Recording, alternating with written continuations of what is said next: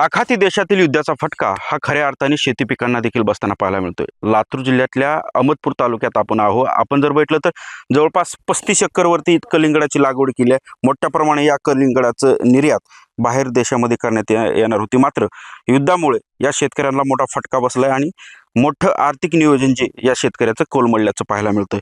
जवळपास 35 एकरवरील हा प्लॉट आहे।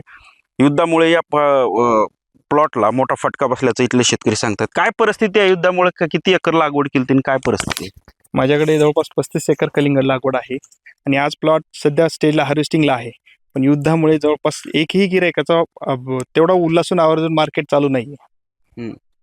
मग साधारणतः किती एकर खर्च तुम्हाला एकरी आला होता आणि आता किती फटका बसला? एकरी जवळपास 40 ते 50 हजार रुपये खर्च आहे एका कलिंगड प्लॉटचा आणि जवळपास आम्हाला अपेक्षित उत्पन्न 2 लाख रुपये होतं, पण नेट प्रॉफिट आम्हाला फक्त 50,000 व्हायला लागले। बरं, आता एक्सपोर्टचा माल होता, मात्र आता तुम्हाला लोकल मार्केटला घालावा लागतो। लोकल मार्केटला काय भाव मिळतो? सध्या 7.5-8 रुपयाचा रेट चालू आहे किलोला आणि तो पण व्यापारी लवकर यायला तयार नाही।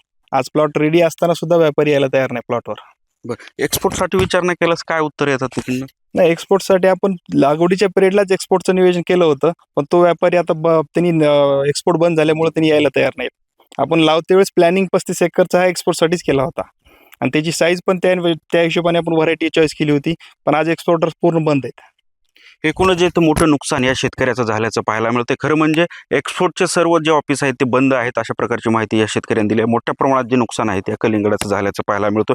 कुठंतरी आता घरगुती गॅस असेल, इंधन असेल आणि त्याचबरोबर या शेती पिकांना देखील आता या युद्धाचा फटका जो आहे तो बसताना पाहायला मिळतोय। त्यामुळे लाखो रुपयाचं नुकसान इथल्या शेतकऱ्याचं झाल्याचं पाहायला मिळतंय। संदीप भोसले, सामठी न्यूज, लातूर।